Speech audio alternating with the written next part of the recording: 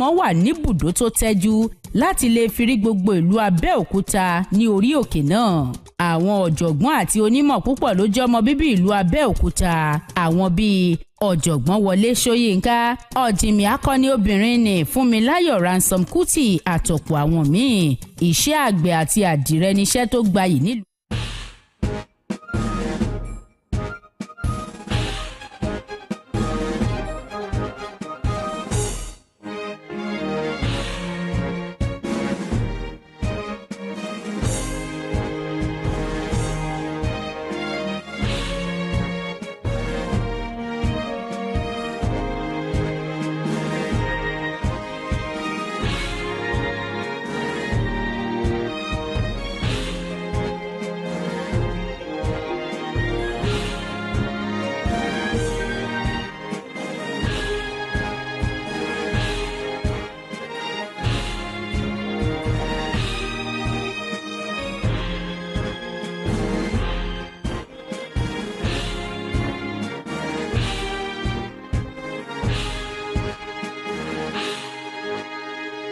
Western Spring Television, ours it is.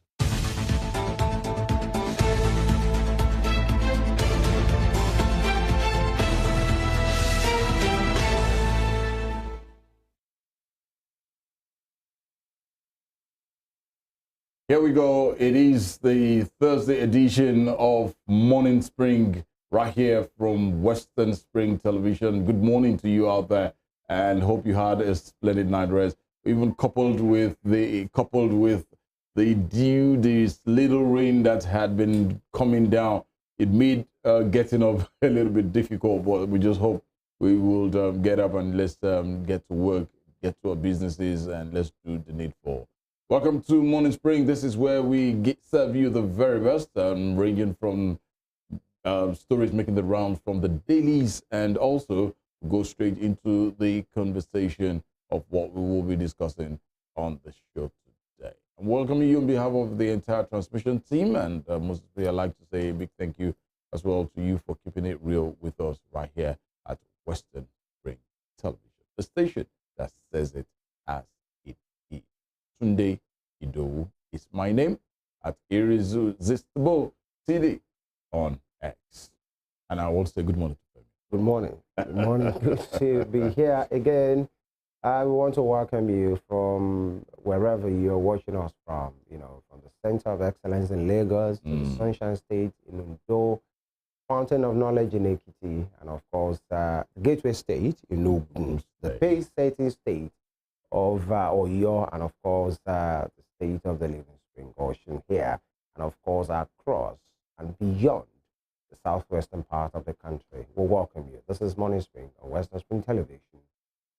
This is where we look at the program at this time, every weekday, looking at very critical issues, topical and trending ones, issues of public importance. That's what we do here at this time. Femi Ucho is my name. I want to thank you for being part of the program today again. As usual, we look at the headlines, and at the other side of that, we get talking. And of course, something very interesting that has to do with the future of any nation, in this case, the future of our nation, the young people, education, and of course, the cost of running education, the soaring cost of tertiary education right now has been witnessed in most parts, especially federal government-owned institutions.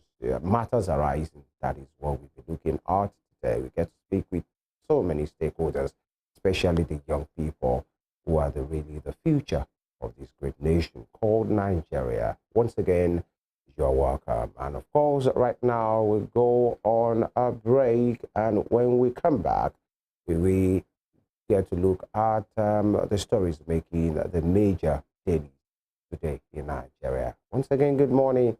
We'll be right back.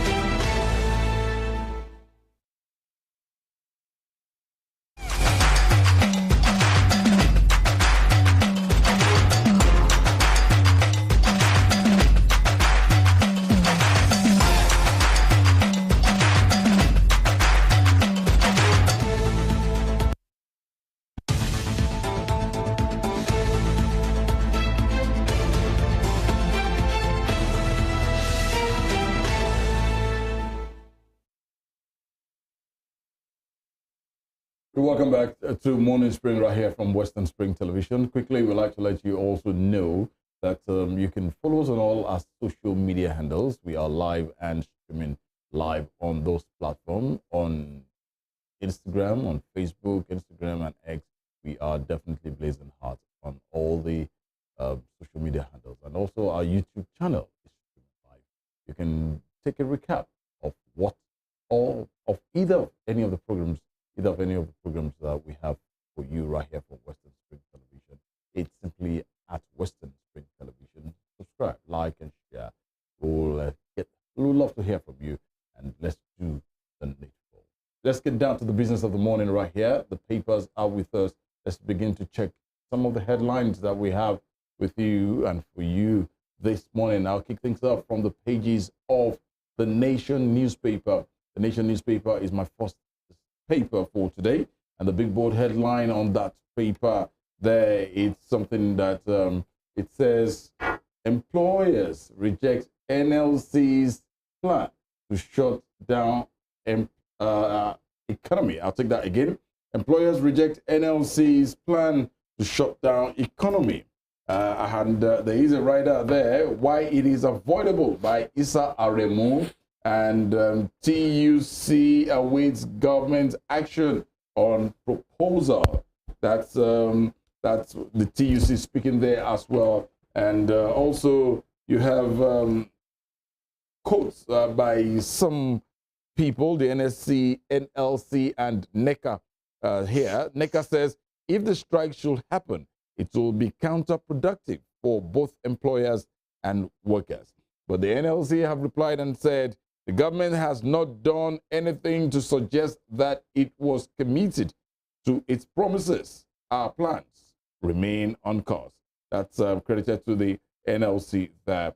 And just above that major main plate there, you have that red strip headline there. It says, CNG buses on test run in Ogun.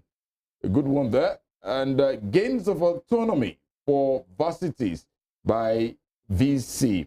Okay, you can get full details on that. And the picture you have there, it's that of the newly sworn in commissioners in Lagos State taking the oath of office yesterday. And you have the story just below that picture. It says, cooperate with lawmakers.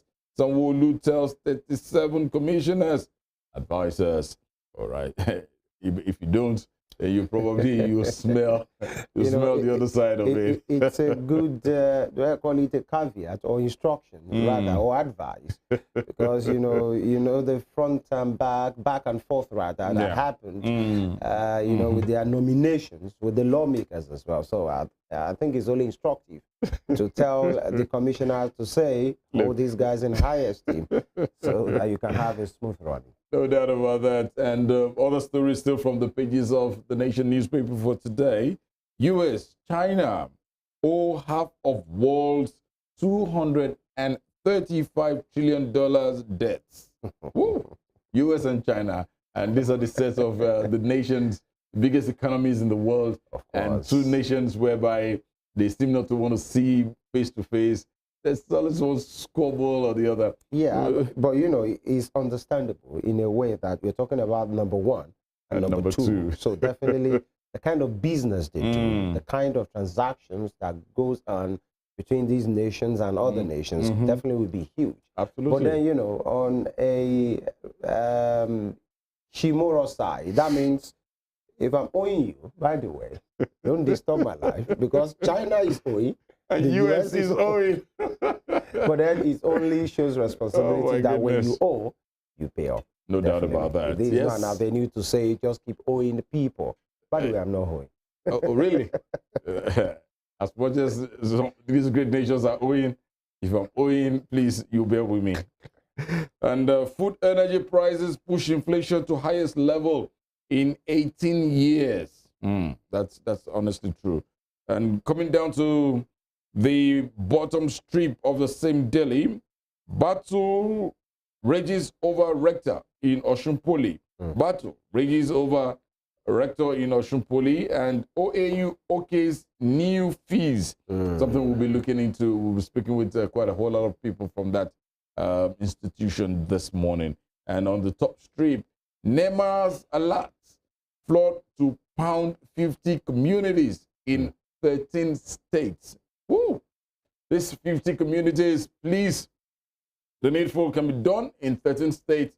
NEMA is alerting at this moment in time. As early as possible. As early as possible. Because, you know, it can be deadly. You don't want to think or see what is happening in Libya right now. No. It's a gory side. It's something you don't want to experience or even look at. Because more than 6,000. Look at the way the mudslide, when the dam with the storm. Yeah. And then he affected the dam. And the dam gave way. Anything on its way, the flood, the thing is just, you know, killings and then sadly still counting because it hasn't stopped.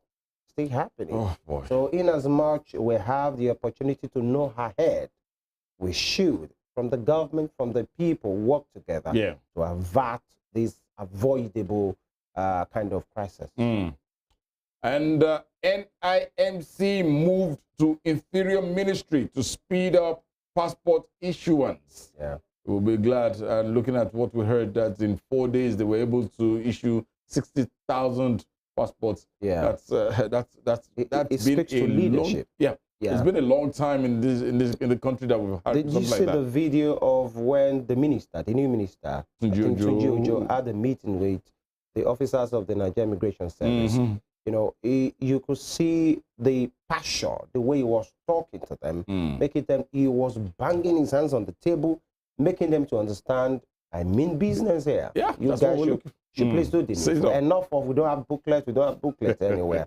And I think possibly the result is showing already. And it should be maintained. Honestly. So that it's not just because the minister has spoken, just do it and then the old order, you know, comes back or is restored.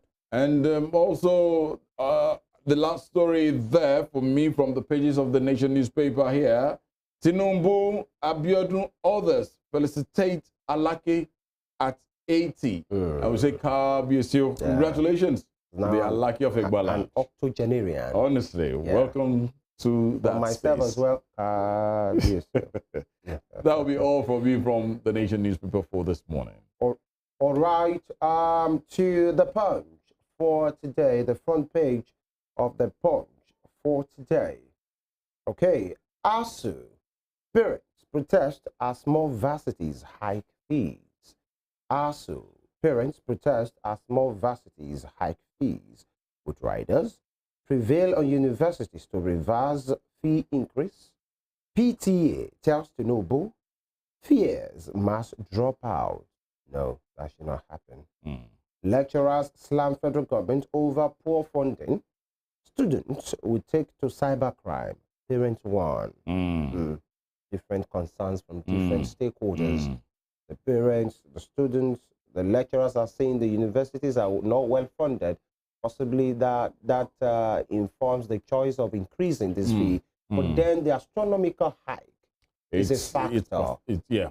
Some more than 100, 200, as much as 600% increase in some cases, you know, with Unilag, with I think some schools now, OAU, and then the situation is there. But then you will see stakeholders say, it's not that it should not be increased, but that percentage, you know, from 20,000 to 90,000, that's astronomical. From school that is paying less than 30,000 now, will be paying as high as 180, 190,000, depending on the course in which you're studying, is quite most especially for new entrants. Disturbing.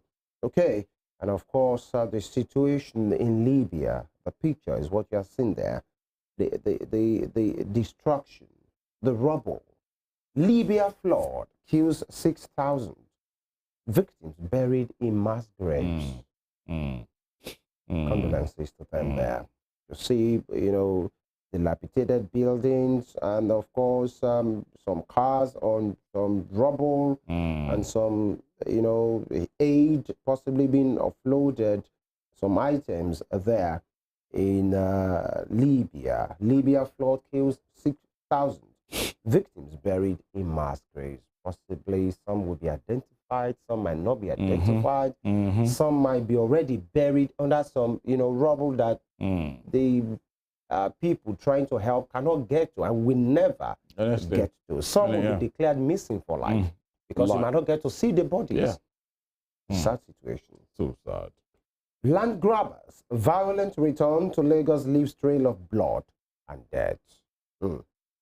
That's a bad thing that describes the sad reality of what happens with some non-state actors, but in which some persons will say they have the backing of some big people. That's why this thing is not going away. Absolutely, They can't continue to do that if there are not some big people backing them or that use them for some other activities, thereby giving these land grabbers the opportunity to say, I've got my back watched by some persons. And you say, now it's been reported that land grabbers' violent return to Lagos leaves trail of blood and death. This is a very sad situation. And not only in Lagos, it's in Osun as well. People just accost you the moment you're trying to develop your site. They come around and then begin to tell you that demand ridiculous kind of money from you because they tell you that's the way it's done. You can't build unless you come around and hand over to them. And if you're trying to negotiate or you say no, then you see violence being unleashed on you and the workers working there. The workers will have to abandon that site. Or sometimes they even get, it's a sad situation. It should not be happening in modern society. It shouldn't. One feared killed as flood wreaks havoc in Lagos State. That should be taken care of because this, especially in Lagos, is a yearly thing. Lagos is about lagoon, definitely sitting on a lot of water. Some of these things you would naturally think it can be helped. Despite Lagos being on water, or even majority of the part, most part of Lagos is water itself, but then there are some things everywhere in Lagos is surrounded by water, especially on the island. But then there are things that can be helped instead of just building fancy houses and having fine streets. But then, how about the nitty-gritty of the environment, of the topography, of drainages being cleared? Some definitely by the people in that community, and of course the people in charge. We're talking about the government, and then Naira weakens to 950 per dollar. Forex scarcity worsens. Sad situation. And at the top strip, manufacturers slash output. Jobs over forex crisis. You can see the picture of the acting CBN governor, Mr. Shonobe there. Moving on, slain soldiers. Over 6,000 family members to get insurance claims. That sounds good, but we hope it comes on time. So that they don't get to just be traumatized, having lost their loved one, and then have to wait perpetually. But they can get for the claims, what rightly belongs to them. And finally, on the front page of the Punch for today, federal government predicts heavy rainfall, flooding in 48 towns. Now, this prediction is sometimes we make them to be sounding like a broken record. It has been done over and over. The question is today, what are they doing? What are the state government doing? Let's see what you are doing. Almost a month we have been hearing and seeing predictions. Can you please take steps? I think that's the right way. Take action. That's not just by prediction. Prediction is fine. It gives you the government and the people to know that there is danger ahead. But then it can be averted. So what are the steps being taken? That's all on the front page of the Punch for today.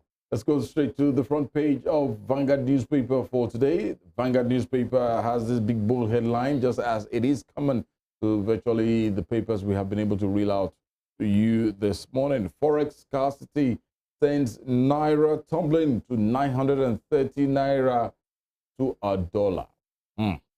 There's quite a whole lot of riders associated with that story. BDCs lament dollar scarcity. Analysts disagree on involvement of BDCs, and parallel market premium widens. Pressure may continue despite the reform, beg your pardon. That's credited to an expert speaking there. And coming just below that main plate, you have the picture of the Commissioner of Police in Kaduna State there, with the CAN President there speaking, the Kaduna State chapter, President Kaduna State chapter speaking there on the spate of killings and destruction of churches, saying about over 200 churches have been destroyed, vandalized, and about 22 or 25, I'm not, pastors sent to the great beyond. Yeah, that's 23. 20.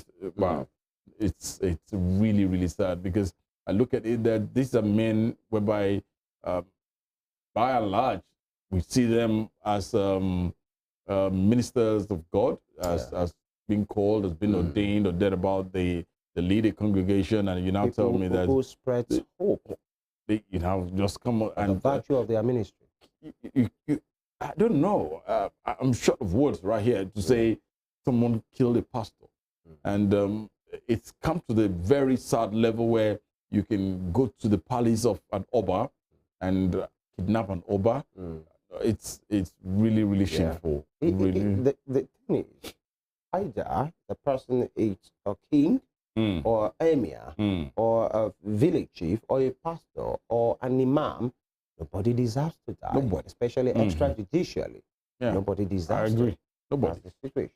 Quickly, because of the want of time there, let's come further down the picture line from the pages of Vanguard newspaper. $600 million trapped funds. Tinubu directs CBN to meet foreign airlines. And other stories still there. Abidjan-Lagos Highway. ECOWAS moves to perfect design for project. And talking insecurity, Niger to reopen 11 public schools closed in 2021. Is it Niger or Niger? Niger, beg your pardon. It's Niger to reopen 11 public schools closed in 2021. Okay, get them back to school as soon as possible. Just beside that picture before there, go ahead, all right. Will the students or pupils from that school want to go back? Want to go back, because there was a reason why the school was closed. Yeah, that should be in the heat of the kidnappings. Yes, where those criminals were going to schools and just ferrying away children anyhow they wanted at that time. Now, these are some of the offshoots of this problem. Will those set of students, possibly who have been kidnapped at a point, or who have seen the elder brother or the younger sister be kidnapped, will the parents allow such children to go back to that same school because of what they have gone through? Some of them have to cough out millions. Yeah. Because they have to sell their farmland, sell their cattle. The kind of community there, the agrarian communities, they have to borrow to just make sure, the kidnapped persons are brought back, are released by the payment of ransom. Now, 2 years after that incident now, will they allow, if you are a parent, let's internalize, will you allow your children to go back to the same place, having gone through or known somebody who went through that particular thing? And these are what we say when we say security should be total. It should be improved so that when these things happen or these things are prevented from happening, because most of the times, let's tell ourselves the truth, the situation will never remain the same again. Moving on, academic records. We graduated in Chicago Varsity in 1979. Tinubu's classmate speaks out. And ransom from kidnapping, fueling terrorism, banditry. That's credited to the National Counter-Terrorism Center there. And from the sporting world, just below the major stories above, AFCON 2023. Nigeria set to face Senegal, Egypt, or Ivory Coast in same group. Bring them on, bring them on, bring them on. Okay. We've got the Osimens, we've got the Ademola Lookman, we've got the... Bring them on, bring Senegal, bring anybody. Even they could probably just add Brazil and Argentina. Okay. Be careful what you wish for. Moving forward, on the top strip of the same daily, Nigeria accounts for 30% global malaria burden. That's credited to the minister speaking there. And MTN raises concern over vandalism of sites, infrastructure in Southeast IGP declares killer of DPO Bako in Rivers wanted. Yes, please do the needful. And above that, stories, 100 days economy reform have made life more difficult, as credited to financial experts. That will be all from the Vanguard newspaper for this morning. And of course, Throwback Thursday. The Throwback Thursday, you know, for today, for this week. And this is the part where you say drum rolls. Because what I'm bringing for you, or to you today, is a paper, The Guardian. And you know what? Lagos, Friday, September 14, 1980, is it 84 now? 1984. 84. So today is September 14 as well. That exactly 39 years ago. My goodness. This newspaper you're looking at on your screen, yeah, that's correct. Was published 1984, 39 years ago. This day, 39 years ago. I'm telling you. So, of course, you have the picture of the Abamieda himself, fella coming out of, you know, that's quite faint, of possibly the tribunal court yesterday. And of course, the headline with it is fella refused bail at currency tribunal. It appears, because some of these Throwback Thursday, this paper we've read for a couple of weeks now, always has fella inside it. That means it was always in the news at that point with one issue or the other, possibly with the government or personal issues. And you could see him with his signatory, 2 fists up, kind of solidarity. You know, it was there having a smile. Fella refused bail at currency tribunal. And the computer problem may hold up WAEC results as far back as 39 years ago. Okay. Some of these issues are just reoccurring, by the way. It appears nothing is really new. When you check some of the challenges we are having, doctors reject government and the strike plea. You can just imagine. As far back as 39 years ago, there have been debacle on going on strike by medical doctors, because it's written here. Doctors reject government and the strike plea. Okay, maybe the only thing that wasn't added at that time is no work, no pay. All right. 5 victims of gas explosion known out. Oh, that was too good then. Okay. And Gambari, British envoy, hold talks. All right. Israeli parties now agree on unity government. Pilgrims' luggage destroyed at airport. Why? Why did that happen? Possibly persons who are involved in that and possibly watching us now will say, oh, that I was involved at this point. And students appeal to Madueke for bursary award. Okay, so for Nigerian students since 39 years ago, Madueke. And I think, and then you have the Save Our Economy Now for better days ahead. It's rescue is your survivor. But then you have it there, Throwback Thursday, The Guardian, on Friday, September 14, 1984. And, you know, there you have it, of course. And that will be all on this segment for today. When we come back from this break, we get talking about a very critical sector of any nation, including Nigeria, the educational sector. Now, this morning we'll be talking about the tertiary education and what is going on with this incessant increase in the cost of tertiary education, especially federal government-owned universities, and in which we're seeing the situation in Unilag, in some other institutions as well, even across up the northern part of Nigeria. And but then recently, just 2 days ago, the management of FEMI University announced the increase in the the cost of the school fees and everything involved. You know, you get to hear, and then you get to see, and we get to speak to critical stakeholders in that ecosystem as well. Is that the way to go? Is this inevitable? Is it just what is needed, or is it just being wicked? You know, because the parents are complaining, and what can happen? We just read in some of our papers when the Parent Teachers Association are appealing to the president to please intervene in this matter, especially with what is going on right now, the economic situation of the Nigerian people. These and more is where you get to enjoy when we come back from this break. It's still Morning Spring on Western Spring Television. We'll be right back.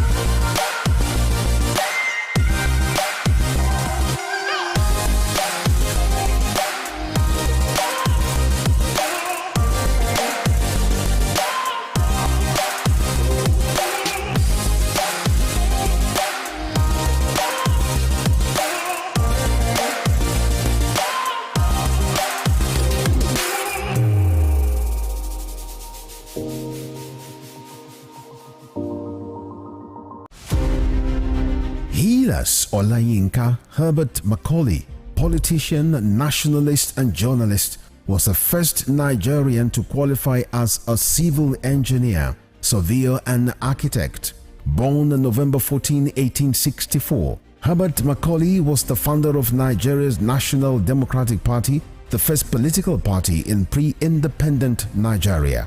Scholars of Nigeria's political history describe Herbert Macaulay as the intellectual bulldog of 19th century Nigerian nationalist movement, in deference to his qualities as founder and leader of two foremost political parties, Nigeria National Democratic Party (NNDP) and National Council of Nigerian Citizens (NCNC). His matchless versatility in party organization and control kept the British colonialists on their toes in the entire span of his active life. After his death on 7th May 1946, Herbert Macaulay remains a hero of his country, which recognized his anti-colonial struggles. Today, Nigeria's 10 naira coin bears his oval face and trademark mustache. Western Spring Television identifies Herbert Macaulay as a major character in history. James Ajibolaige was a lawyer who obtained his first degree in classics from Nigeria's premier University of Ibadan. Born September 13, 1930, the orator and the polyglot spoke impeccable English, French, Igbo, Hausa, and Yoruba languages. His fine diction placed him among classical orators and public speakers like Cicero, the Roman orator. This attribute earned him the prefix Cicero of Esauke. He authored Kaduna Boy, an autobiography, Detainee's Diary, Constitution, and the People, among 6 other books.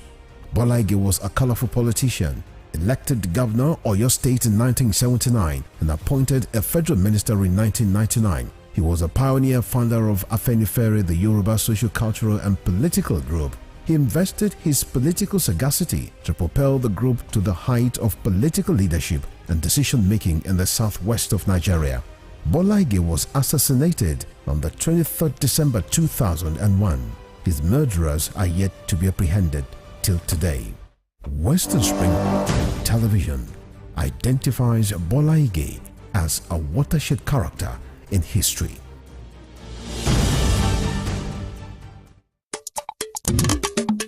Èkó Lagos, Èkó akéte ìlú ọgbọ́n, Èkó akéte ìlú ìmọ̀, ọmọ ọlọ́gbọ́n dorí ẹja mú, àwọn òmùgọ̀ àdì mú nírù. Ẹni dèkó tí ò gbọ́n, ọgbọ́n rẹ̀ dọ̀run alákejì. Gẹ́gẹ́ bí àrọ́bá, ẹni tó tẹ ìṣẹ́ridó tó sì kọ́kọ́ gbé ibẹ̀ lọ́dún 1699 ló jẹ́ ọdẹ tí orúkọ rẹ̀ ń jẹ́ Ògúnfúnminíre ọmọ ọba ìlú Ilé-Ifẹ̀ ní í ṣe.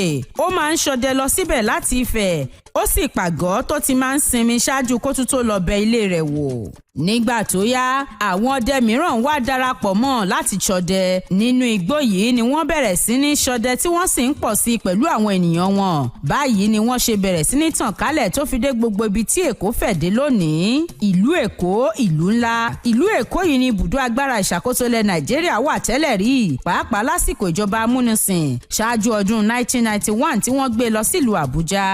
Èkó àdèlé ọmọ agun àgẹ̀rẹ̀, Èkó ọmọ afíjú wọjà arìngbẹ́ndẹ́kẹ́, ọ̀bùn wọjà páṣíọ̀ṣíọ̀, ẹ̀yọ̀ ní bàbá Èkó, àríjó ṣe bí ọba.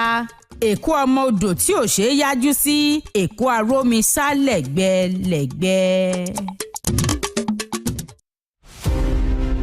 Born Jeremiah Oyeniyi Obafemi on March 6, 1905, Obafemi Awolowo was a prime architect of Nigeria's independence and most consummate advocate of free education and social welfare in Africa's most populous nation. Erudite politician, thinker and philosopher, Awo was fondly addressed by associates and political colleagues, brought his unique attributes to bear on governance in the defunct Western region. He administered as leader of government business and the premier between 1955 and 1958. Obafemi Awolowo's premiership witnessed pioneering in multi-sectoral policy initiatives and execution. The Western region under his administration paraded several enviable records. First television station in Africa, first real estate in Nigeria, first high-rise building in Nigeria, first modern sports stadium in Nigeria, first agricultural settlement in Nigeria, first modern civil service secretariat in Nigeria, and first industrial estate in Nigeria. His face is on 100 naira denomination as a mark of honor for his distinguished services to his country. Western Spring Television identifies Obafemi Awolowo as a major character in history.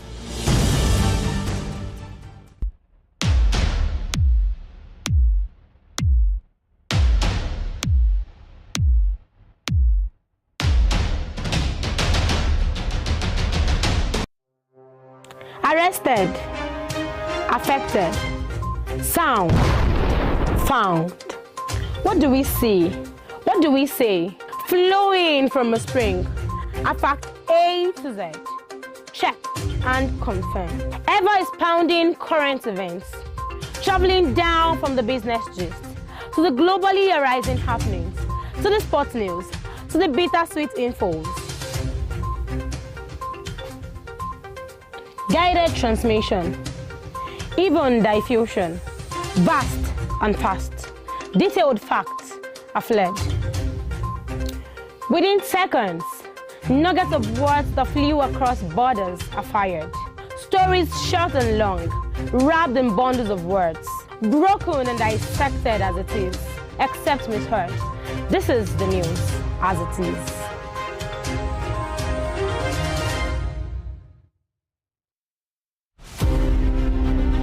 The British Empire was the largest and the most powerful in the world. At its zenith, the empire embraced a quarter of the earth's land surface and imposed her imperial majesty's rule on more than 458 million peoples across nations and continents. The empire took off with overseas possessions and trading posts established by England, spread over 3 million kilometers between 16th and early 18th century. Like previous empires, the British Empire began to crumble on its weight of overstretched territories and growing unrest in our various colonies. Today, the British Empire no longer exists. What is in place is the Commonwealth of Nations, a loose association of sovereign states which recognize the King of England as the titular head. Western Spring Television identifies the British Empire as a watershed empire in history.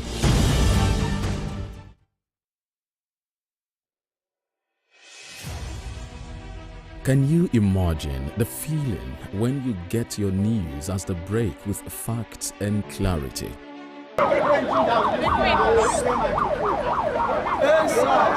Our news are reported as it is. In Africa, and all those who masterminded the way it happened will have to pay a price. Enjoy Western programs, projecting culture and tradition to the world.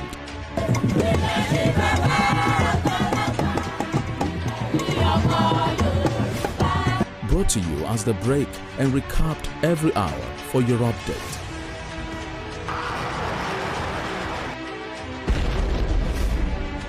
Fellow Nigerians, how to improve your welfare is of paramount importance to me. Produced and brought to you in a unique way never before seen. Western Spring. Western Spring. And Western Spring Television. Television is coming home in your color and culture.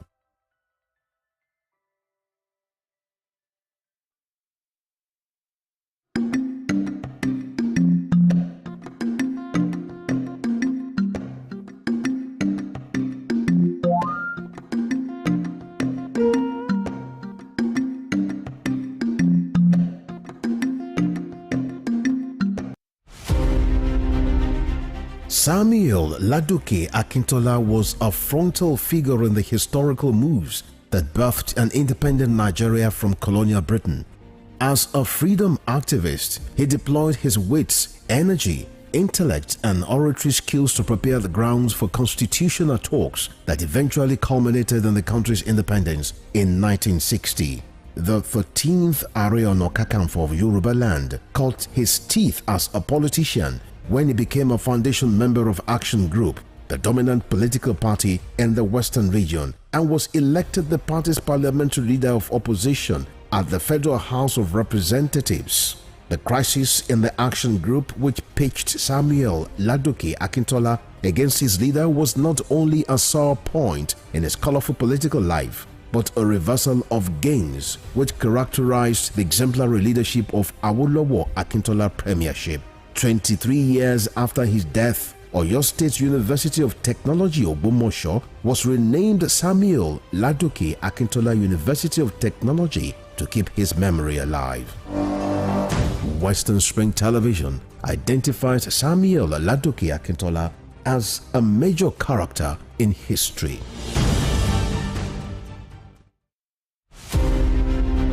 Dramatist, playwright, and icon of Yoruba thematic arts, Duro Ladipo was born December 18, 1931 in Osogbo, southwest Nigeria. His clergyman father christened him Timothy. His other names, Duro Dola, Duro Shomo, Duro Rike, reflected his persona and the circumstances that surrounded his birth. The legendary stage actor had in several public fora identified himself as one of the greatest abikus born to die in this world. Family records reveal how he was born and died 13 times. The intertwining names he bore thus lent credence to his spiritism.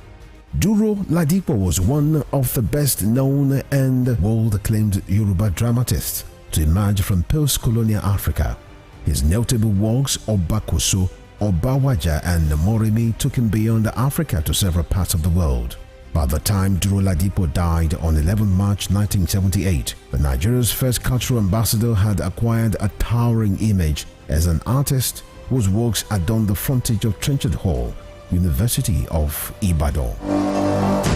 Western Spring Television identifies Duro Ladipo as a major character in history.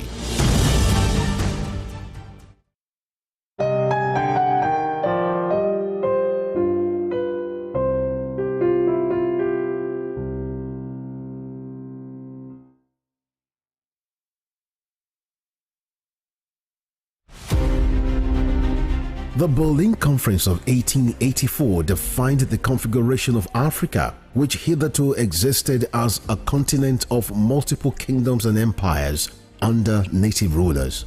The conference, otherwise referred to as Congo Conference, regulated European colonization and trade in Africa as initiated by German leader Otto von Bismarck. The Berlin Conference is often called the scramble for and partitioning of Africa, as each of the imperial powers carved separate portions of the continent for themselves without recourse to racial and cultural identities and differences. 137 years after the Berlin Conference was held, Africa remains a legitimized playground for European nations that sought to exploit its wealth and resources and manipulate its human capital to promote trades and investments of Western powers. Western Spring Television identifies Berlin Conference as a major event in history.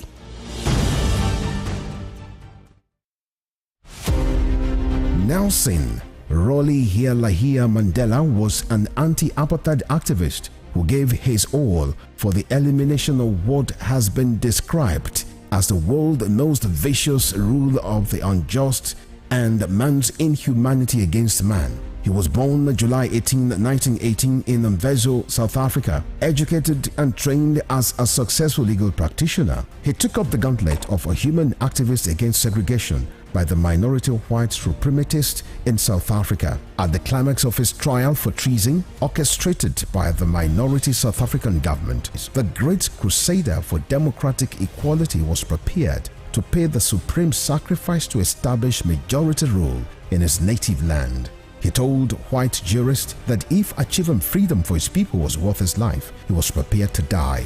Nelson Mandela spent 27 years in Robben Island, described as the most notorious prison in the world. It was from this same prison that he came out as a free man to assume office as South Africa's first black president in 1994.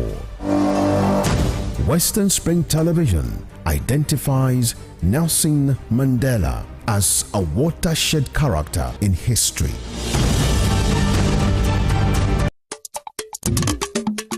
Abuja ni olú ìlú orílẹ̀-èdè Nàìjíríà lọ́wọ́lọ́wọ́.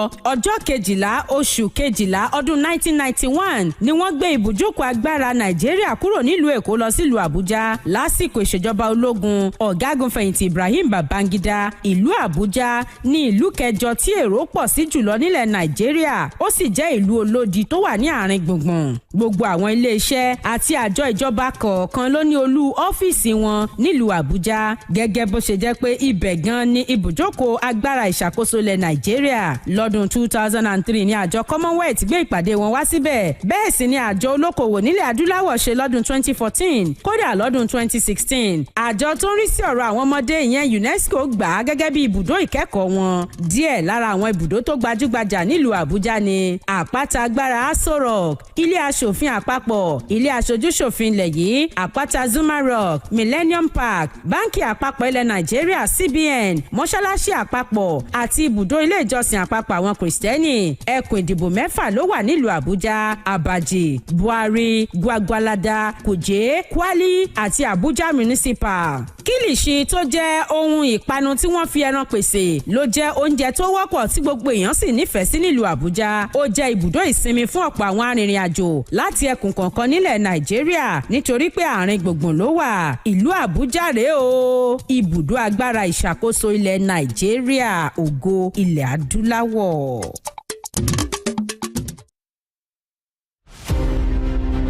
It was a Euro-American trade in slaves by which 12.5 million Africans were captured from their indigenous homelands and transported via the Atlantic to Europe and the Americas. The transatlantic slave, also known as triangular trade, was the worst form of man's inhumanity to man and the most costly in human life of all long-distance global migrations. Hundreds of Africans chained tightly to plank beds in the belly of slave ships in horrific conditions were transported via the Atlantic and stripped of all human dignity on arrival in Europe and America. It is the greatest crime the Caucasians committed against the black race. It is impossible to discuss the transatlantic slave trade without a copious reference to impoverishment and underdevelopment of Africa and its peoples. The triangular trade left the continent in ruins. Western Spring Television identifies transatlantic slave trade as a watershed event in history.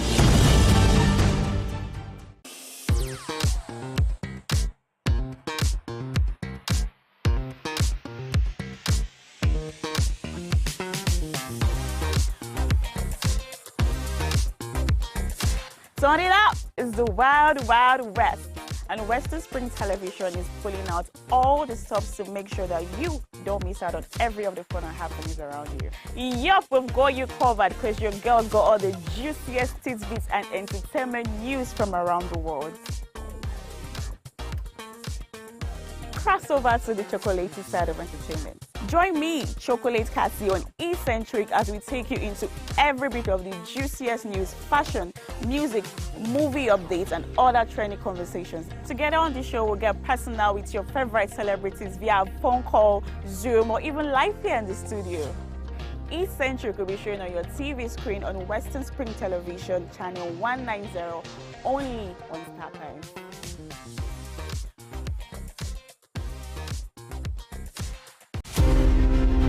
Fumilayo Ransom Kuti was an educationist and advocate of women's rights.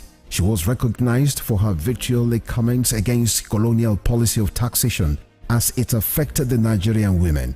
Bere, as fondly addressed by her women followers, Fumilayo championed the initiation of universal adult suffrage, which gave an unprecedented leeway for women to contest elective offices and power to exercise voting rights.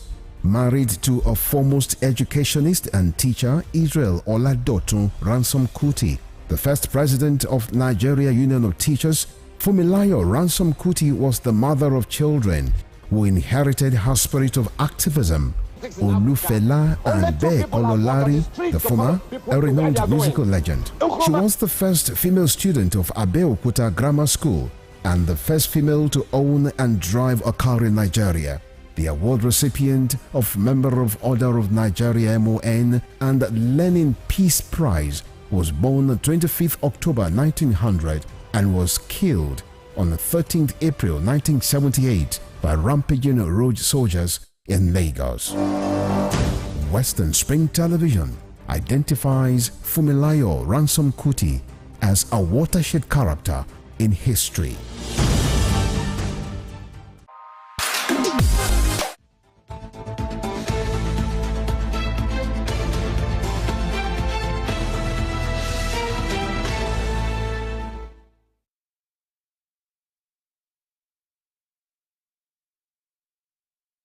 Welcome back, and it's Morning Spring right here from Western Spring Television, and the conversation is about to take place right here. Thank you for being with us day in, day out. At this moment in time, there's been so much of massive reactions. There's been peaceful protests concerning the issue of hike in fees. As of Monday, the 18th of September, students will be returning to school. Both the schools owned by government and the private, and some tertiary institutions as well will be going back to school. But the point here is Nigerians have called on the administration of President Bola Ahmed Tinubu to kindly intervene in this issue that is happening at the moment, and that is the hike in fees by these various institutions. We saw some couple of days ago, the University of Lagos, and the students were on the streets protesting. And as of yesterday, we heard that Obafemi Awolowo University has increased fees, and this is really taking a toll on parents. Parents have begun to call and appeal that, look, moving this amount from this amount to this amount is really not affordable at this moment in time. Looking at the state of the economy of this great nation of ours, Nigeria. What will they do? What will we do? We will be joined. We are actually joined now. All right, thank you. We are actually joined now by the OAU, the Student Union President of the Obafemi Awolowo University. I don't know, they prefer to say the President Great Ife. Either way, we know it as Obafemi Awolowo University. Before now, we've always been used to saying University of Ife. But either way, Obafemi Awolowo University, the Student Union President, is joining us via, is it Zoom or call?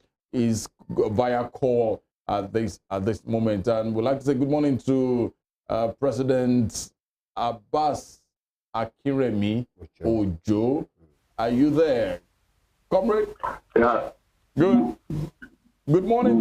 Good morning to you, and thank you for staying with us on the show this morning. Let's begin. Let's get to know what is happening in Ife. As of yesterday, we heard that there is a hike in tuition fees. Why is this so? What are the reasons the management have given? Were you guys when you put how would I put it? Along. Were you carried along before this actually happened? All right. Thank you very much for the opportunity. Presently, we also are trying to address all means possible to make sure that these issues actually reversed. So but I would like to introduce our listeners this morning to some background story to know what the union has been doing before now and what we are still doing currently. So I believe the management of the Abbas University has failed to follow the directive from the federal government that stated that all increments in sundry charges or school fee or tuition fee, whether or not you like it, is dependent to further notice. I think there was a release from the permanent secretary of the Ministry of Education in Abuja some weeks back that stated that no federal institution, I think aside from UNILAG, should make any implement. And that was because at the point that UNILAG made an implement to their fee, when there was no government council in the school. So I would even take a fellow university like us, the University of Ibadan, as an example, who will know that, or let me say, I would like to keep you abreast of the fact that they resumed 24th of August and their payment portal has been activated. And I can tell you categorically that there was no increment in their fee. And that they took the proposed increment, to the Ministry of Education and was rejected in totality. So the management was forced to come back to retain the status quo, but only increase the accommodation fee. So it is a surprise and a disappointment, in fact, a shock to us that despite the fact that we have stated our demands to the school management in Abbas University before now, they still went ahead to make an announcement yesterday. So, 2 days ago, that was Tuesday after the 7th meeting. Obviously, we will not deny the fact that the management has engaged us before now. I think the whole of August was for series of meetings that the student union, the leadership of the student union, had series of meetings with the school management. Fine. Initially, the proposed amount that was initially sent to us, that was initially given to us at the first meeting, was even above the amount that was actually announced 2 days ago. So, but at the meeting, we actually worked out of the meeting because we stated our demands that make it known that we are not in support of any implement. So later on, we called for another meeting, and then we were told that we brought it down to 150,000 naira, which obviously we still stated at that meeting that we are not in par with any increment. So we worked out again, and they stopped consulting us. But there was no meeting, there was no prior notice, there was no official letter written to us before the announcement was made yesterday. And now the new regime is stating that students studying courses like art, education, administration, the like humanities courses, you're paying, the returning student will be paying 89,200 naira, while sciences, agriculture, environmental design, technology will be paying 101,200, for returning students. And the College of Health Sciences and Pharmacy returning students will be receiving 128,200 naira. While the fresh students, I mean, the new students coming in, will be paying, the sciences will be paying 163,200. While arts, law, social sciences, administration will be paying 151,200. And pharmacy and health sciences will be paying 190,200. Well, the fact that I'm stating this prices does not actually mean that the union or the students are okay with it. I'm just trying to keep, the listeners abreast of the proposal that was actually, announced by the school management 2 days ago. And as I said earlier at the Twitter space that the union had yesterday, that I am so sure and I am confident that the proposal, let me say the document, with the new fee regime that was announced yesterday, 2 days ago, was actually to test the will of the union, was actually to test the will of the students, because I'm so sure that the management cannot be that insensitive to think that students that are struggling to pay 19,000 naira, that was the amount we paid, before now. And I can tell you categorically that despite the fact that we were formerly paying 19,000 naira for non-sciences and sciences are paying 20,000 naira, I can tell you categorically that we have a lot of students that are still struggling to pay this 19,000 naira. So imagine this same management, who obviously know that a lot of students are finding it difficult to pay 19,000 naira, to come and say that 19,000 naira that you guys are struggling to pay is no longer going to work. Now we are taking it to 100,000. How do they want us to pay? Now, what are the things that they have put in place to even show that this amount of money that we want to, that they are putting on things will effectively run the schools? Fine, they have brought a lot of justifications that we feel is watery, to be very honest. The electricity bill, cost of running the school, cost of maintaining the expenses of the university, buying of chemicals, to water, to purify water, a lot of justifications. They brought it, obviously, we listen to them and they made their argument. But the fact is, the university management cannot tell us that the students are the only ones that will pay for this cost. Not possible. The fact that we keep saying the federal government has put funding the university, I still believe in the line. I can say that I will refer us to Google and tell people to browse and check what happened recently in Ahmadu Bello University. This same federal government that paid this money that they stopped the university approved $1 billion for electricity bill for Ahmadu Bello University in Zaria. So what are we saying? The federal universities are the property of the federal government. Yes. You cannot just say that the federal government are taking full responsibility. Are taking full responsibility in running the university system. So they keep telling us that federal government are only taking salary. They're no longer paying, no longer giving them money to run the university, which I believe is still a very, very black and white.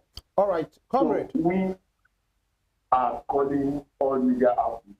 Yeah. But from now henceforth, we are engaging media outlets as many as possible, to make sure that we petition the Ministry of Education and let them know that the school management of the particular university is not following their directives. We stated that there shouldn't be any increments whatsoever. So immediately the announcement was made and the document for the new increment was taken. The leadership of the student union called an extended stakeholder meeting, which held yesterday, and we had over 80 student leaders that attend, including faculty president, departmental president, president of the Indigenous Association, the Amir of MSSN, Muslim Student Association of Nigeria, the University Joint Campus Mission on the the ACJ was also present. The faculty speaker, departmental president, everyone was present. In fact, it was a shock to us that we had that number yesterday. And over 80 student leaders were in attendance. This shows how concerned students are. This shows how indigent we are. This shows how inconvenient this fee is to us. It is very, very, it is a shock to us that we have that number of students still present in Ife, despite the fact that we are on break. All right. You have been on break since July. And we called the meeting at that short notice, and we had that number yesterday. It shows that everybody is on ground to fight this cause. All right, Comrade. So at the meeting yesterday was concluded that we hold the Congress today, and our Congress will be holding by 3 p.m. Whereby we have an extended, discussion and conversation with all of our students, because we run a union way, obviously. So it means that before the leadership of the union go and state any demands, we need to reach the consensus. It has to be a unanimous decision with our students, because as far as we is concerned, the leadership of the union are just mouthpieces. We are just representatives of our students. So before we even take any demand to the school management, at the end of the day, we need to allow our students have a say. We need to sample their opinion, and we need to allow them to talk so that we will get our own next line of action. Okay. So unfailingly today by 3 p.m., we are going to have the Congress whereby all students are on campus. In fact, we have a lot of students that are already traveling now. Before now, I've been getting different messages that, Mr. President, you're already traveling down. I have someone coming from as far as Onisha this morning to attend the Congress. Right. So this alone is telling us that nobody is okay with this amount. The minimum wage in the country is 30,000 naira. And I can tell you categorically from our survey that a lot of parents of students that are in this school are not even earning that 30,000 naira. So a parent that is not earning 30,000 naira per month, how do you expect him or her to pay for two children or two of their children that are in the Obafemi University for an amount of over 200,000 naira in investment? But you understand the economic situation. You understand that things are no longer the way they were a few years ago. But the students cannot be made to bear the burden alone. There are ways that the university management are still generating income. All right. You cannot tell us that the university is still not getting money from state funds. All right. Cannot tell us that the university is still not getting some subventions from the federal government. Comrade, so why are they making the students bear the burden alone in totality? Which is not supposed to be. And the stand of the union is that we are not in support of this increment. All right, we can never pay this increment. We have instructed our students that yes, can you hear me? The cement portal is activated any moment from now. Nobody makes any payment until the management consults us and are ready to negotiate. Comrade, can you please hear me? Thank you. Just hold on. Yeah, please hold on. The thing is, you have made a case, definitely, and you have even spoken to some of the questions possibly you might have wanted to ask. But the thing is this, you have said the management gave you some reasons. The cost of running the school, the utilities involved, improving the schools and the likes, and that's the reason why the hike has happened, the increase in the school fees. And you have said, yes, you understand some of it, but then the students should not bear the brunt of most of these utility in the cost of running the school. Now the question is, it appears you agree that yes, there should be increase, but then it should not be as astronomical as that. Is that the situation? That yes, there might be increase, but it should not be as high as that. Please clarify.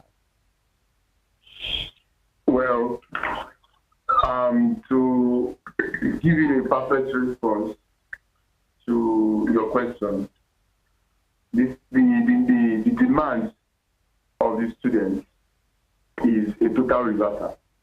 You understand? The total reversal to the increment. Like, we are not, interested in paying any amount higher than the amount that we have been paying. So the fact that I said that the management gives some justification, to their increment, is just me trying to introduce it to the backstory of what has been happening before now. Okay. But the management has been running the university, even before now, with our 19,000 naira, our 20,000 naira. So why can't they keep running it with the same amount that we've been paying? But does that reflect the reality now? Why now? are they telling us to pay an amount higher than the amount that we've been paying? Okay. Do you understand, sir? Okay. So if at all, we actually enter a negotiation with the school management, and the last resort is a partial reduction, then we can come back to our students and communicate with them that, okay, we have gone to the forefront to state your demand with management, and this was the outcome of the meeting. So, but at this present moment, the demands of the students is a total disaster. All right. Thank you. Comrade, we'd like to thank you most sincerely. We'll keep tabs with you to get to know what your Congress will look like much later today. You stated at 3 p.m.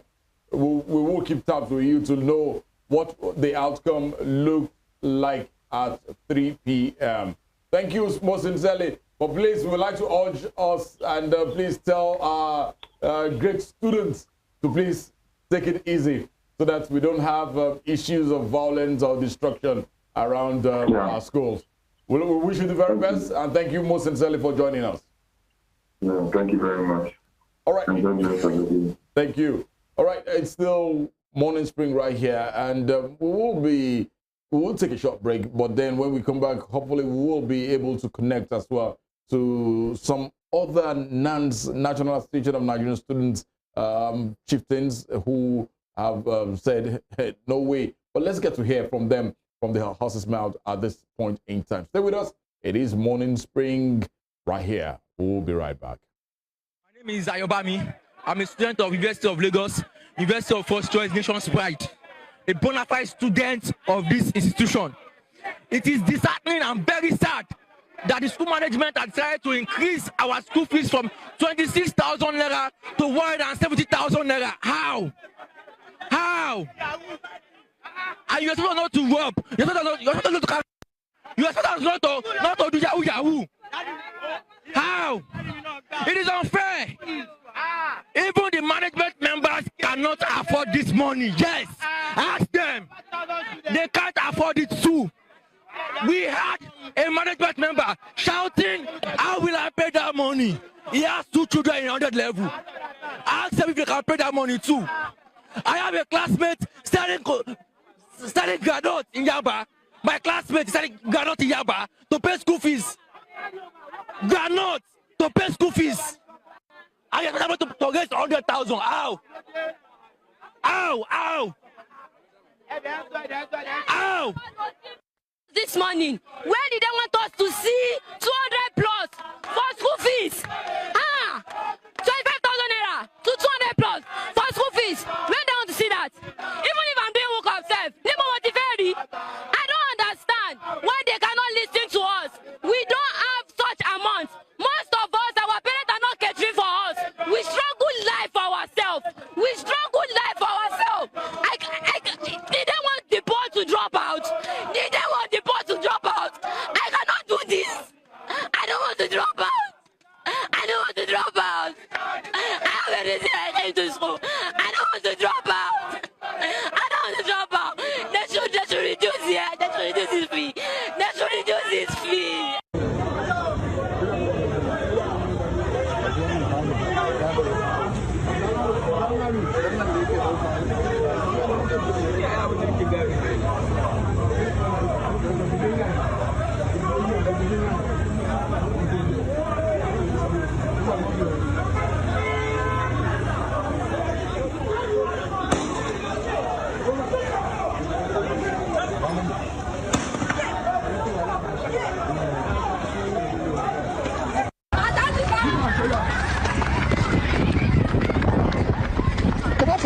as you do. Ah! Down live, down live, down live! Down live! Oh, continue it! Down live! Oh, continue it! Ah!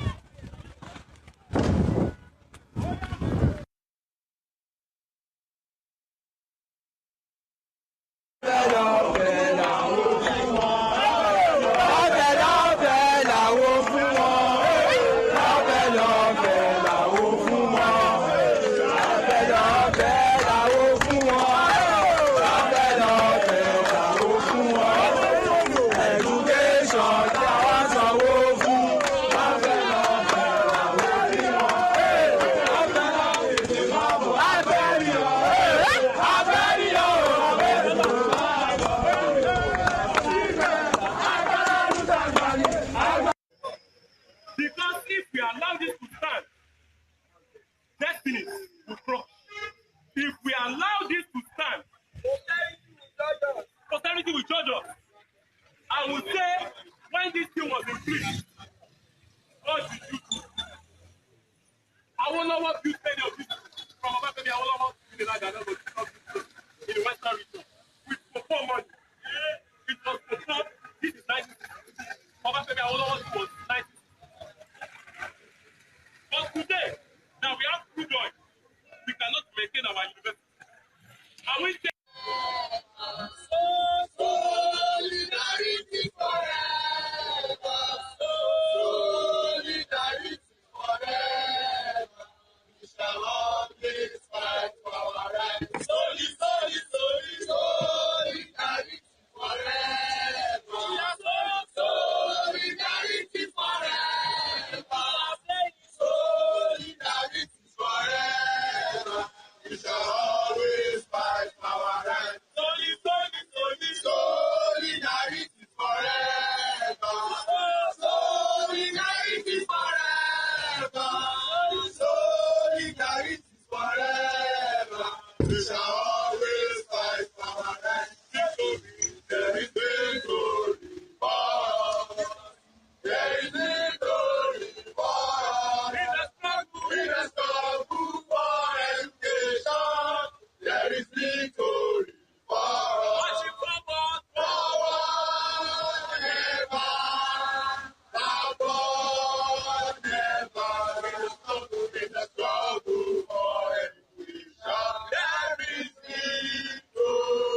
What are we saying? We must fall. What are we saying? We must fall. What are we saying? We must fall. What are we saying? We must fall. What are we saying? We must fall. Tomorrow? No. Tomorrow? No. Next year? No. Next year? No. Next 2 years? No. When are we saying? Now. When are we saying? Now. When are we saying? Now. What are we saying? We must fall. What are we saying? We must fall. What are we saying? We must fall. What are we saying? We must fall. Solidarity forever. Solidarity forever. Solidarity forever. We shall always fight for it. Solidarity.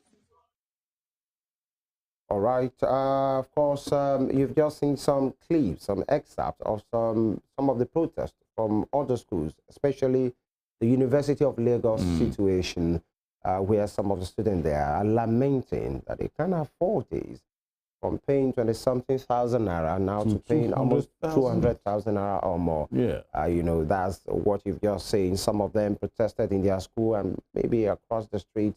You could see the policemen possibly there, you know, to forestall any sad eventualities. That's from the University of Lagos. Not to state it there. That's not from the OAU situation. Yeah. Just like we've had the last person we talked with. That's the SOG president of Alao University, Comrade Akinremi, who is saying the students will be meeting later 3 p.m. today. And so that we know the next line of action. But right now, still speaking to stakeholders, we are being joined live right now by Comrade Alao John, Southwest Coordinator of a National Association of Nigerian Students, NANS. Comrade Alao, good morning. Good morning, Comrade.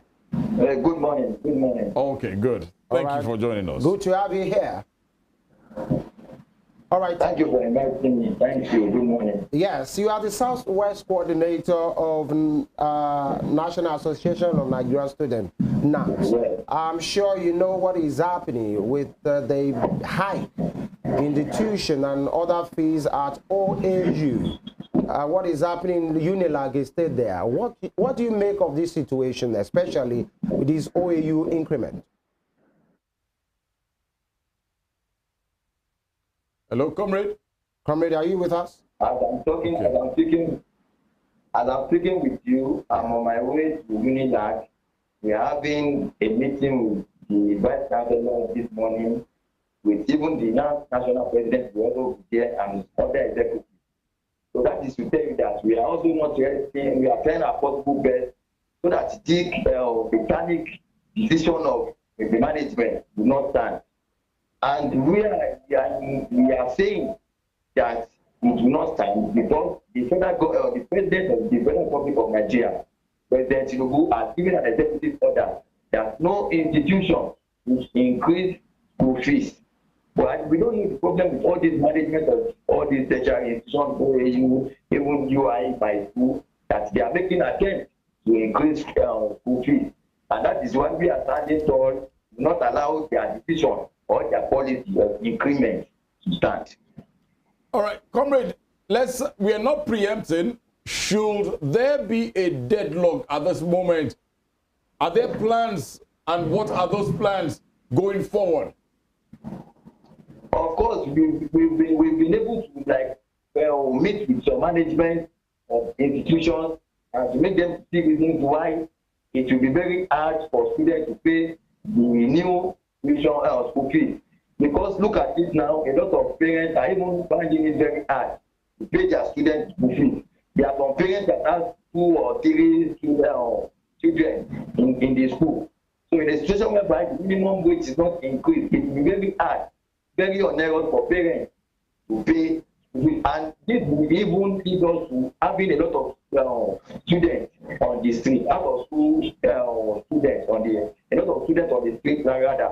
And one, if there is not taking this increment, this will stand, it will increase crime rate in society. Because there are a lot of students who are even fighting for themselves.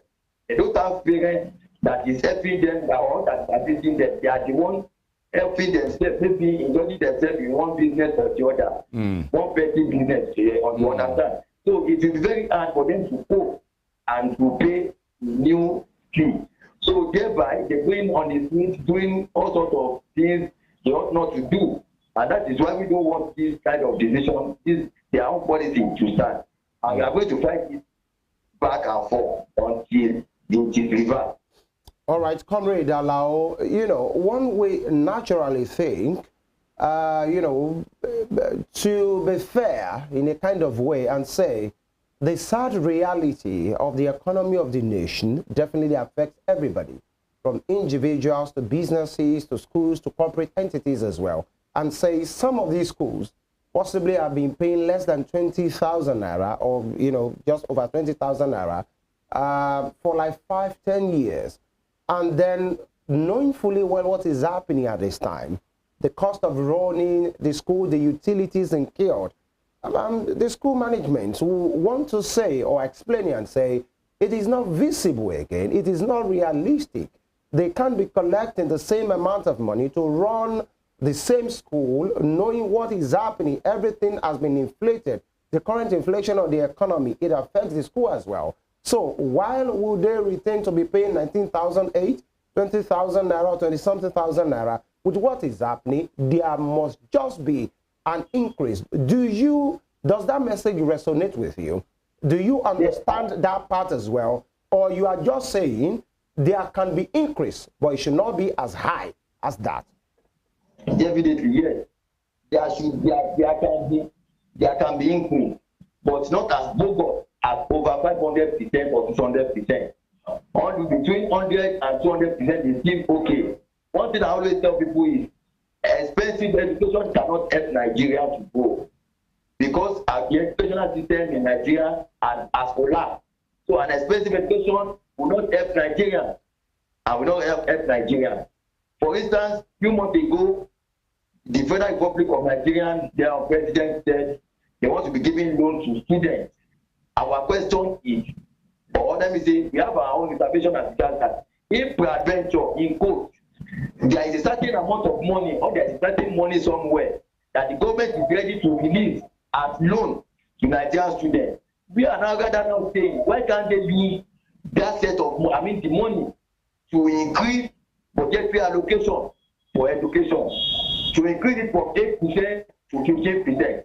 Instead of loaning it out to Nigerian students, let them use that money to increase, and let them put that money on education. By so doing, what we are saying today will be different. So we are not saying the students will increase tuition fee or school fees, but at least to the barest minimum. That parents can even afford, not over 500, 600%. It is too bogus. It is bogus. All right. Comrade, a quick one here. What is NANS doing nationwide at this moment in time towards this? Because we're just beginning to see from one school, from one institution to the other. What are your plans? You just stated that you are going to Unilag to meet with the management. Are there other plans by NANS nationwide to meet with management of the different tertiary institutions? Of course, yes.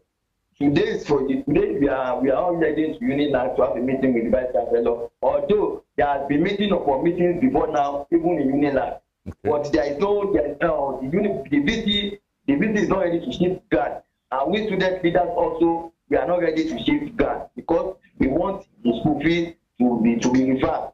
Yes, we want it to be reversed. After Unilag, we've been even visiting different schools just to meet with management. Because we don't just want to stop on the street, protesting at all times. We want to consolidate, we want to meet the management, we want them to realize the reason why it is harmful to take such decisions at a time as this.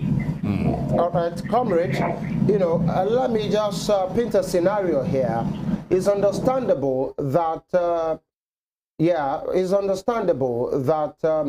as a student, you want the best education, and then you want to pay the barest minimum, either as a student or as a parent or a guardian. But one would say, for any education to be a quality one, as it reflects the situation of the country, even outside the country, that most students who travel outside the country, they pay through their nose, or noses rather.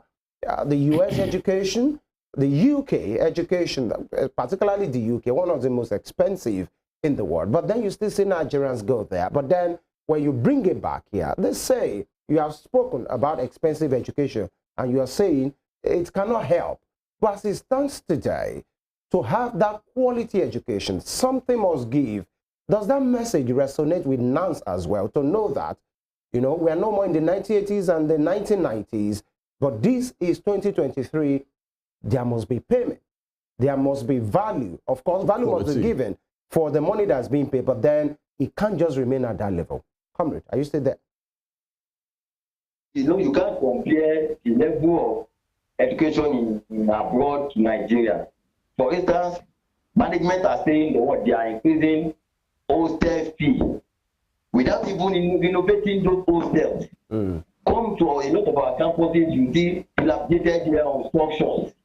Whereas there are yearly fees being paid by Nigerian students. What about the level of our libraries? What about our laboratories? Are they in good condition? They are not in good condition. They are not. Whereas every year students pay tuition, they pay hotel fee. What they do in most institutions is renovating. They only paint.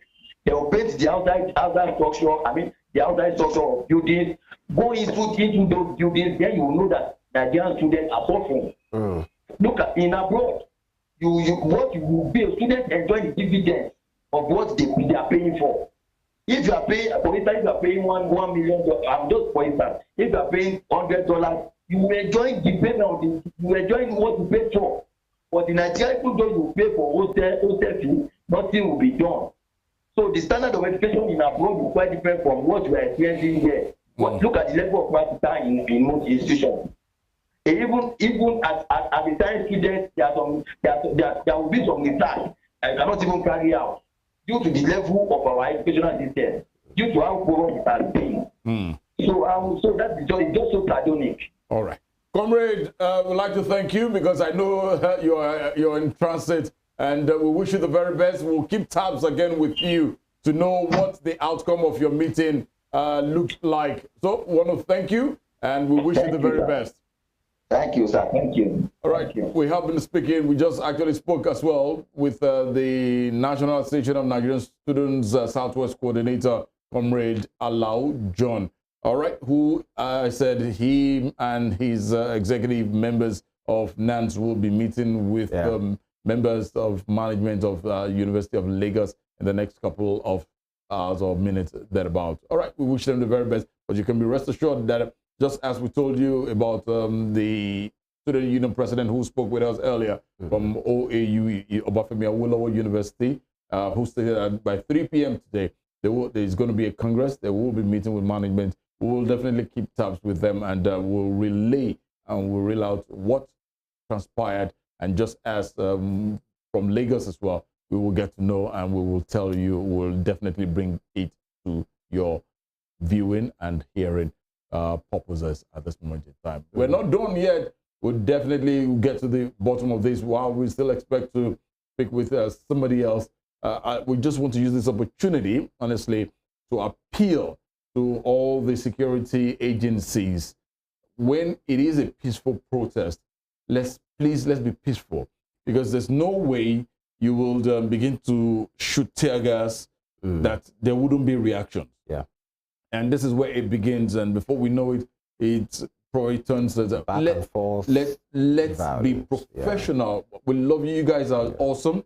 When you doing your job, we wish you the very best. You guys are awesome. And there should be a human face to what you are doing. Definitely. And of course, definitely the students as well, we are appealing to them to please pipe low. Exactly. And of course, because negotiations are obviously on from OAU to UNILAG to all the schools as well. Yes, please. Let the negotiation be concluded before you know what's really going on. So from the students, from the parents, from the Nigerians around, definitely don't let's use whatever we are doing to disturb other person's source of livelihood, because sometimes you get to see reactions from bystanders or people in which your protest is disturbing their lives and they don't care much about what you are doing, in as much you are appealing to the security agencies as well. Nigeria will grow.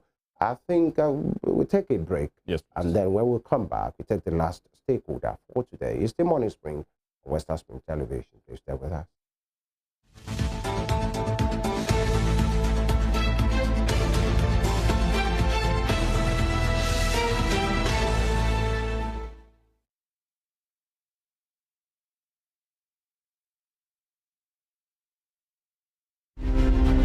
Born 16th September 1923, named Harry Lee Kwan and known as Lee Kuan Yew, he was often addressed by his initials of LKY.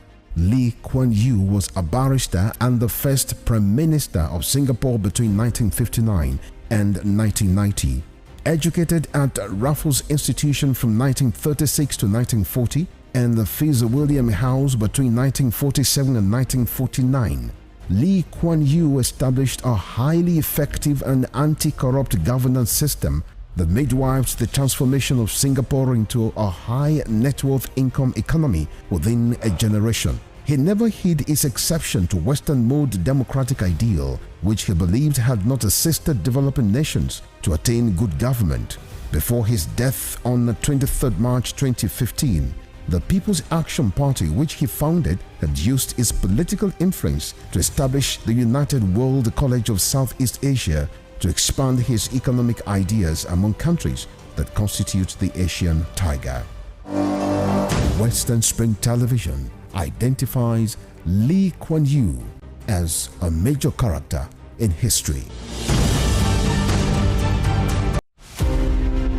This iconic African presents the narrative of a man destined to exert an imperishable global influence in Western education. His was a story of a freeborn, captured and sold into slavery, He was born in Oshogun, a native Yoruba village near Iseyin in Okeogun axis of southwest Nigeria.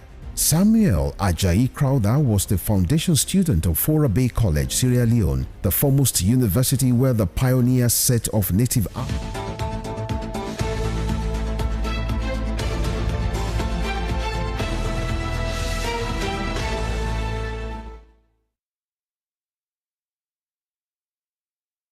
Of course, you're welcome back.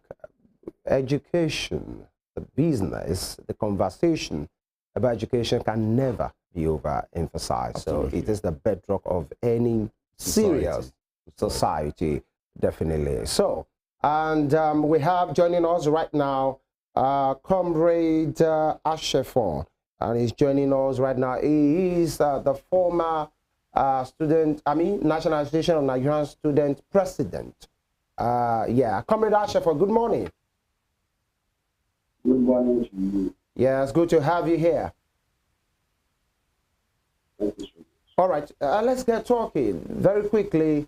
There has been an increase, in the cost of tertiary education, especially federal government-owned institutions, from Lagos to Ife and some other parts of the country as well. And the students are reacting, and they are saying, no, this cannot happen. In fact, some of them are saying that policy, this increase should be reversed totally.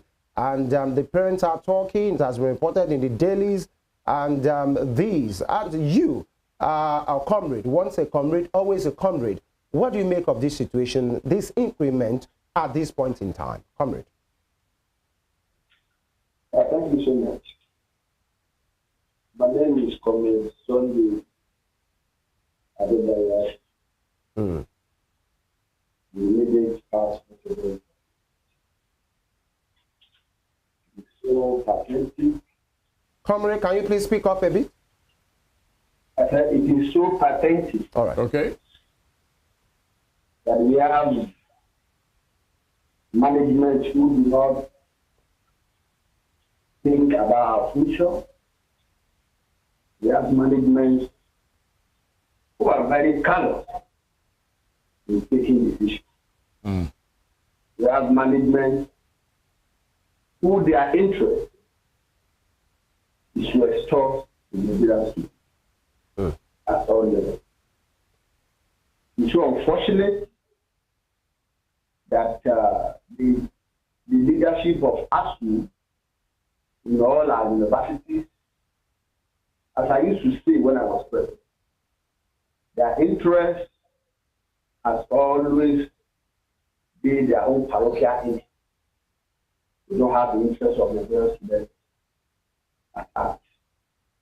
They only masquerade their own interest into the interest of the Nigerian students. At all times, to draw the interest of our parents, or the mind of our parents, and the government. And that is why they masqueraded their own interest into the education, funding of education, this and that. Why I'm saying this is because in all these universities where fees are being increased, we have ASU members. The ASU president is also aware. Have you ever seen ASU to make a comment about this increment of school fees across the board? It's so unfortunate that their management, despite the instruction or an executive order of the President of the Federal Republic of Nigeria, President Bola Ahmed Tinubu, who has given an executive order and no management of the institution to increase school fees. Yes, these vice chancellors in our federal university should go ahead. As of yesterday, a young guy from Federal University of Petroleum in Delta State, Efuru, sent me the new increment in their school fees. He was telling me that they are paying 49,000 naira before. Now it's now 139,000. He even said when they are paying 49,000, some of them could not even afford to pay. Not talk less of 139,000. Let's also look at our university in Southwest, Lagos State University. Yes, now, where some students went to protest some couple of days ago, and the management went to tell the police that the students are protesting against the judgment, just for the police to arrest them. They didn't tell the police what the students were agitating for. Unfortunately, the majority of the police did not even listen. They arrested them. So it took the effort of other executives who mobilized them to secure other executives that were arrested. We will now look at the problem we are facing today. It is not the problem of the government. But when you look at this increment in school fees, 85% of it are not even remitting to the government. The management of our school are now seeing us now, see students are the only way, the only shop where they can make money. All right. The Nigerian students are turned to money-making machine, where you now see vice chancellor after leaving up, EFCC will be pursuing them. Where are they seeing the money they are investing? All right. The money they are making for us. All right, Comrade. It's so unfortunate. Yes, I'm using this opportunity to call the attention of the new Minister of Education to put into action and follow into the school to the latter, the instruction of the federal, the instruction of the President of the Federal Republic of Nigeria. All right. That no institution should be increased. All right. Despite the fact the President himself has even gave the students an oath by saying you have an access to a loan. So, but the management felt before the loan will kickstart, they have to make money at all costs. All right. Students are resuming, and that is why you are seeing all this. Okay. But I want to also use this one to call the present leadership of NANS. I'm talking to the president of NANS. They are too cold. They are too cold. They need to speak out. Okay.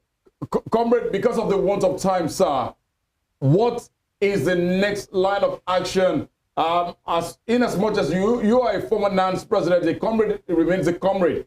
What is the next set of things to happen at this point in time by your colleagues? And I know you are always going to be a part of them. By God's grace, the new leadership of the Southwest is a guy, Comrade Alao. Is capable, very, very, very dogged. He's a freedom fighter. He's someone that will believe he will lead the entire student of the Southwest to do justice to all this injustice from the vice chancellor to the federal universities. Okay. Or vice chancellor in our state universities, rectors in our polytechnics, and provosts in our college of education. Okay. And anybody in the Southwest, we can assure you of that. And when it's calling on us, even the leaders, the leaders will join in to speak against these people in our campuses. All right. We can start from Southwest. Thank God the President of the Federal Republic of Nigeria is from Southwest. He has also given us a mandate. And the mandate is no management to increase school fees. All right. It's a mandate by the President. Okay. It is not left for the student leaders to follow the mandate. So we can assure you, when the coordinator of the Southwest or the escort of NANS in Southwest, they are calling for a protest. Because when there is no fight, we will not win. When we fight, we will surely win. Thank you, Comrade. We need to fight this issue. All right. Because their children are not here. I put it to them again. 75% of their children are not schooling here. 75% of their children are not here. And when you look at their own life, they are the direct beneficiary of free education during their own era. They give them free meat, free notebook, everything, hostel free. Comrade, but now they have now come to, they are all good ones. All right, Comrade. So we see them there. We so much honor. We are so honored to have you. And please, in as much, just as we have spoken to every other comrade on the show this morning, as much as we are, you guys are going to be negotiating, talking, let's just try as much as possible to remain calm so that it shouldn't result into violence and what have you. We don't want any students injured. We don't want anybody arrested. Let's do the needful. Please, with your wealth of experience, please just speak this into the heart of every of our comrades and the students of our great institution. Thank you, Comrade, for joining us live. I want to say, the leadership, the current leadership we have in the Southwest, yes, I believe they will follow the CDC. They should, please. Which they have started. Okay. They have started by sorting, and they will generate for something. All right. All right. But when it's time to confront, you know what Bible says?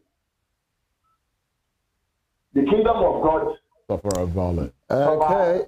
Comrade, Comrade, thank you. We wouldn't want to go that route, by the way, but then your message is clearly passed already. Absolutely. Comrade Sunday Dayo Asefon, the former NANS President in the nation. Thank you for your time this morning. Thank you. Thank you so much. All right, and that will be the size of the program for today. Yes, please. Just like we said, education, education, education. No serious nation grows beyond the level of investment of these education. So let's do the needful from the student to the parent to the guardian, especially the government, management of each institutions. Yeah. As much as you have given your reasons why this increase has happened, but then you need to judge, as they say at times in negotiation is there. Yes, the reality of the nation might inform the decision why you have done some of these things, but then let's still be human and then let's carry ourselves along. These will be the program for today. Thank you to our distinguished you who have been with us for today. The program will return tomorrow, God willing, for the TGIF edition. Of course, you can't afford to miss these. My name is FEMI Ojo. God bless Nigeria. And we'd like to let you know that you can follow us on all our social media handles on Facebook, Instagram, and X at Western Spring Television. We are also live on our YouTube channel at Western Spring Television. Subscribe, like, share, and leave us with your comments and contributions. A big thank you to the entire transmission team. We'll be back again tomorrow. TUNDE IDOWU is my name at Irresistible TD on X. Good morning.